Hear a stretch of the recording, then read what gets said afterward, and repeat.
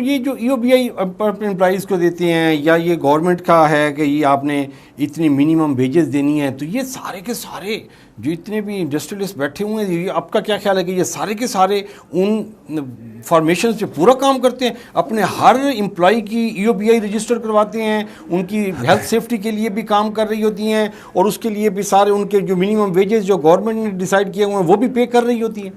जहाँ तक तो मिनिमम पेज थी ना, जब तक 18,000 रुपये जी, उस वक्त तक सब दे रहे थे। ओके। मगर फिर 18 से बढ़ के 24 हुई, फिर 24 से बढ़कर 32 हुई और इस बजट में 32 से बढ़कर 37 हो गई। तो जब से ये 32 हुई है उस वक़्त से बहुत कम लोग हैं जो 100% एम्प्लॉयर्स को मिनिमम वेज पे कर रहे हैं। वो इसलिए अप्रिशिएट करना चाहिए। हाँ, वो इसलिए कि वो कर ही नहीं सकते।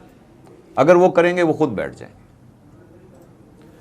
हुकूमती मुलाजमीन को तनख्वाह मिनिमम वेज देना, ये दरअसल जो हुकूमत बजट में अनाउंस करती है वो मेजॉरिटी अपने ही मुलाजमीन के लिए करती है, मगर वो कोशिश करती है कि पब्लिक सेक्टर में भी या प्राइवेट सेक्टर में भी लोग उसके ऊपर अमल दरामद करें।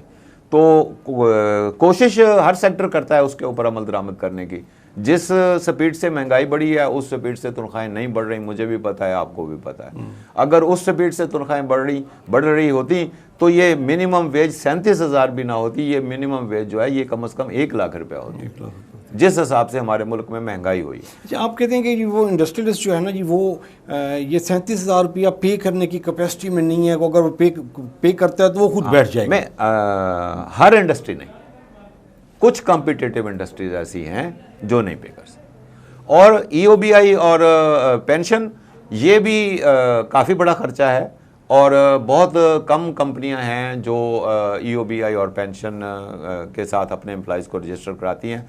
वो भी सीनियर मैनेजमेंट के लोगों को कराती हैं और जो नॉन स्किल्ड या सेमी स्किल्ड लेबर होती है वो सब लोग ठेकेदारों के ज़रिए लेते हैं। वो फिर ठेकेदार की जिम्मेदारी हो जाती है, कॉन्ट्रैक्टर की जिम्मेदारी हो जाती है कि उसने अपनी लेबर का ईओबीआई और पेंशन जमा करवानी होती है। वैसे देखिए इससे कितना को फ़र्क पड़ जाता होगा। मतलब एक बिजनेसमैन है, वो अगर महीने का वो कहते हैं कि जी मुझे 1 करोड़ रुपया महीने का मुनाफा हो रहा है और साल का 12 करोड़ रुपया मुनाफा हो जाता है, अगर वो इस जो लेबर क्लास है इसके लिए ईओबीआई और इसकी हेल्थ के लिए काम करता है तो इसको कितना को डेंट पड़ता होगा उसको।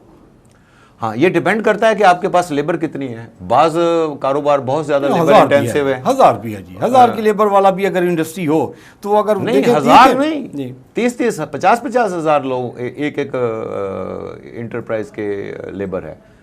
और बाज इंडस्ट्रीज बहुत ज़्यादा लेबर इंटेंसिव होती हैं और बाज इंडस्ट्रीज कम लेबर इंटेंसिव होती हैं। जो कम लेबर इंटेंसिव हैं वहाँ पर फिर भी इतना असर नहीं पड़ता, लोग कंप्लाई करने की कोशिश करते हैं।